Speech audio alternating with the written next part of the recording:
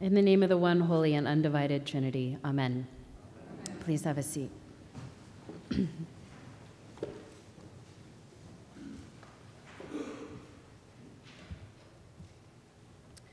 About 15 years ago, there were these two young men, researchers, who conducted an experiment.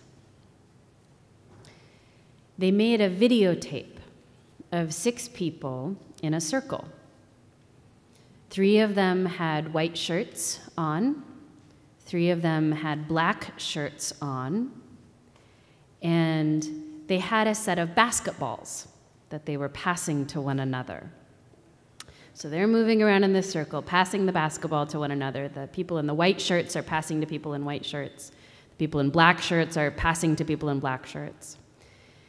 In the middle of all of this, a person wearing a gorilla suit walks into the middle of all this passing and people walking in the circle, waves his arms a little bit, and then exits on the left.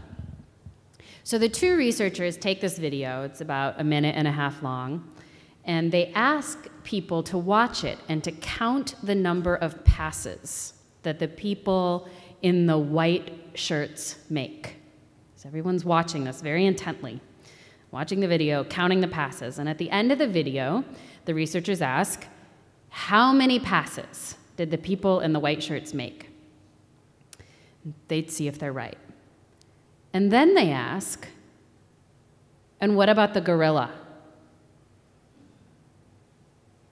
And half the people watching the video said, what gorilla? They had been so focused on their task of counting the passes that they had not noticed the guy in the gorilla suit. So you can Google this, you can watch it yourself. It's called, creatively, the Invisible Gorilla Experiment. And these 2 researchers have done a lot of work around perception and intuition and the fallibility of both of those things. And I think about this experiment, which I actually read about in a Temple Grandin book originally. I think about this in relationship to the stories we get in the scriptures about miracles that involve seeing or not seeing, visions and appearances. Like today, when we hear this story of the transfiguration, this sudden appearing. And I want to be cautious about one use of this experiment in relationship to these stories, because we can tend to want to explain away miracles by giving them a firm scientific basis, because we believe in firm science. I'm not interested in that. I think this universe is pretty magical, and I also think we don't understand how most of it works. I believe there is an explanation for everything, but we're not going to get all of it in our lifetime, so we better make some room for wonder. I think about this sometimes, like if we went back and tried to explain penicillin to Cro-Magnon people, it would look like a miracle, right? There's no context or language for it. Or try to explain cells or atoms to medieval Christians. It would sound really weird. Some kind of fairy story. There are things like that for us. Things that just can't be explained with the level of language and knowledge we have right now. What we do have are stories.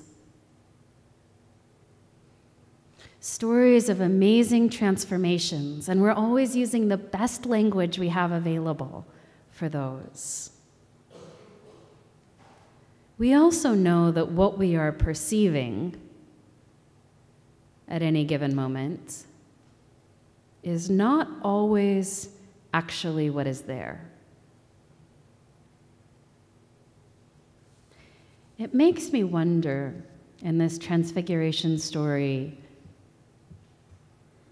what if nothing actually changed?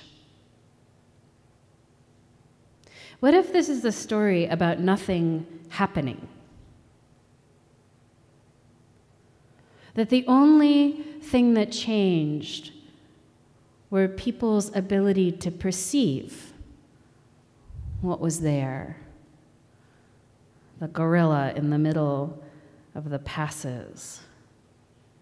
That for a moment they had sight and vision. They stopped counting and started looking at the whole room. We have to spend most of our days counting passes. We have to run errands. We have to get groceries. We have to figure out which one of us has which car, and which kid has soccer at what time, and have we called our grandchildren, and what needs to be done by Thursday at work. Counting passes, counting passes, counting passes. We have to. Stuff has to get done. But there's a piece I'd like to read to you from Michael Himes, who is this wonderful Jesuit theologian. This is from an essay about the task of Catholic higher education, but I actually think it's about the faith as a whole. So I'm going to quote you a section of this essay he wrote that I really love. He writes, "Here I must quote a great Jesuit poet, in his sensibility Catholic to his fingertips, Gerard Manley Hopkins. One of his most frequently anthologized poems is Hurrahing in Harvest. Thinking about the changing of the seasons, Hopkins realizes that he had not truly observed the natural glory around him. In the next to the last line of the poem, he writes, these things were here, and but the beholder wanting. I don't know a better and certainly not a more beautiful statement of the Catholic ideal of sacramentality than that," Himes writes. Grace is here. What is needed is someone to see it. What is needed is the beholder. The entirety of Catholic liturgical life, indeed of Catholic spiritual, intellectual, and ethical life, is geared toward producing sacramental beholders, people who see what is there in its depth. This should sound familiar to educators. Is it not true in every field, whether we teach philosophy or chemistry, literature or finance, that we strive to lead people to see what is there to be seen? I am suggesting that the Catholic sacramental principle supports this with the conviction that what is there to be seen in its depth is grace.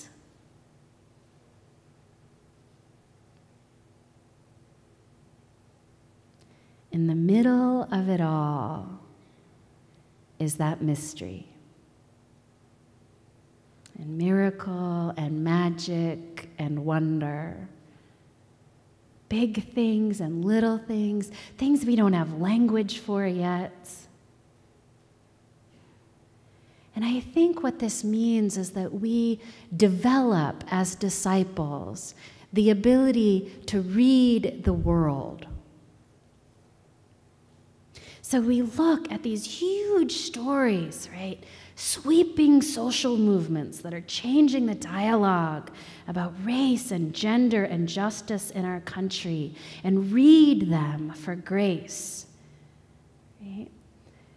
I mean, prophets are just people who see what's really there, right? And who say, this is where we'll end up if we continue to travel this road. It's not fortune telling. It's just being able to read the signs. If this, then that. Maybe something else we could read for grace is all these new forms of media that are allowing people to communicate with one another with unprecedented ease over unprecedented distance. Maybe even closer to home, there's a person in our daily purview who needs our fresh eyes. A person who we've neatly categorized and thereby dismissed, who could use a new look and a blank slate. Grace is already spinning its stories in the midst of the smallest of our daily interactions and the biggest news stories of our country and our world. I pray that we, as an Epiphany people, as those who are looking and reading the world as a story of redemption and hope and grace, can lift the veil.